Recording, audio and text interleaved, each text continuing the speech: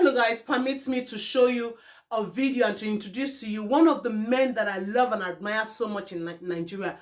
A man full of integrity, a man that is always truth to power 100%. He says it the way it is. He doesn't mind words when it comes to, giving his honest opinion about issues. We still have people like that in Nigeria. He speaks without mincing words, very direct and honest, without worrying about anybody to fair being call of shogiri. He will shall say it the way it is. Guys, Dele Farotimi, watch this video. Nadeko invited him to America. Listen to what he said to the Americans, and we'll be right back. Nigeria does not require any definition anymore. It's a blessed land, ruined by horrible ruiners who pretend to be rulers. It will be bad enough if what we have in Nigeria are rulers. That would be bad enough. Rulers exist in time.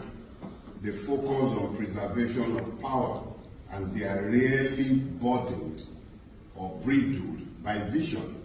They are content with surviving in power.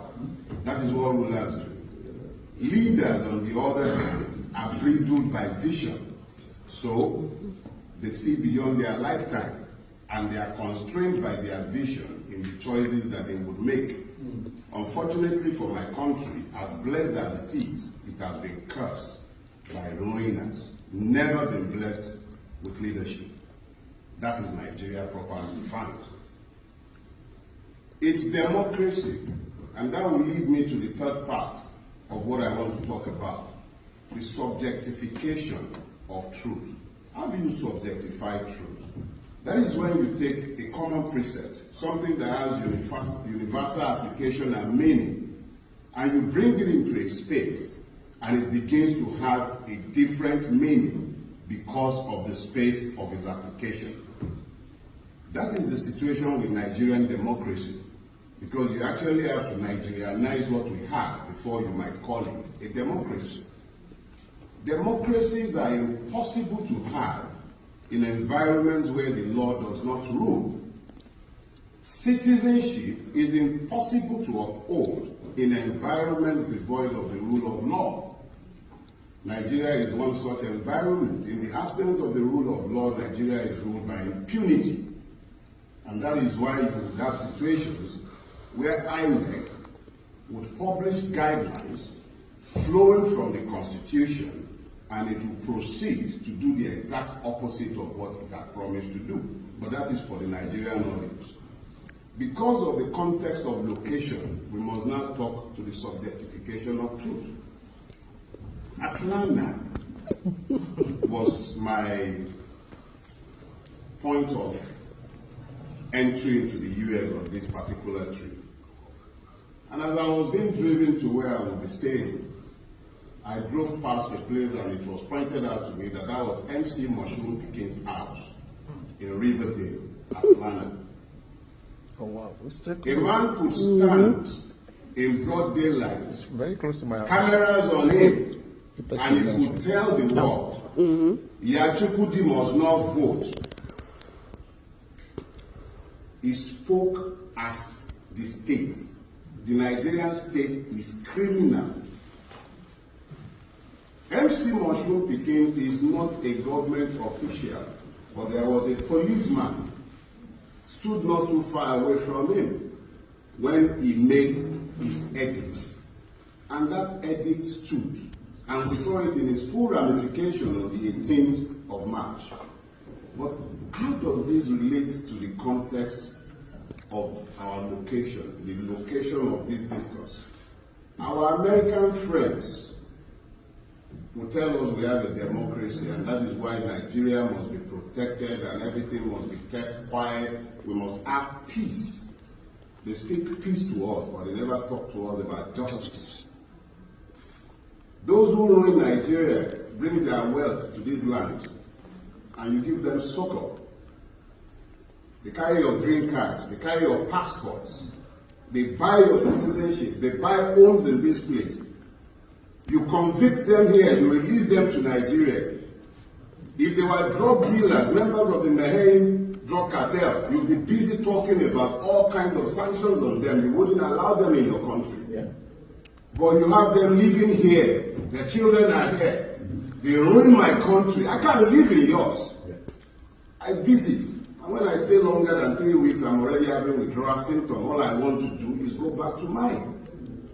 But you make my country impossible to live in because of your subjectification of the truth. You sit down on a day-to-day basis and you preach down at us and you tell us about just how much democracy works for Africa. But you do everything to undermine our democracy because you give succor to criminals in your cities. I can't open a bank account in America because I'm a Nigerian, but the crooks ruining my country put their monies in your accounts. Mm-hmm. I can't open an account. The only crime is that I'm a Nigerian. A drug-indicted criminal is about to become the president of my country, and you, Americans, are the ones normalizing the insanity. When I speak to the subjectification of truth, it sounds sometimes like, actually, it's another word for hypocrisy. The hypocrisy of the Western world, particularly you continue to preach democracy, accountability, rule of law, and the rest to us. Yeah. Your hypocrisy stinks.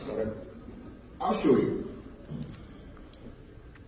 A couple of years ago, 3 years now actually, there was a massacre in Lagos State, at the Lekki toll gate to be specific. The West has its highs all over our country. You got your highs in the sky, you're everywhere. We know. You saw what happened. What did the West ever say? I'll tell you. There was a debate in the British Parliament. A certain gentleman, I believe his name is Hart. And he spoke brightly about how when Gowon relocated to the UK, he went to the UK with half of Nigeria's treasury. Well, I'll tell you something. In my tradition, we have a proverb.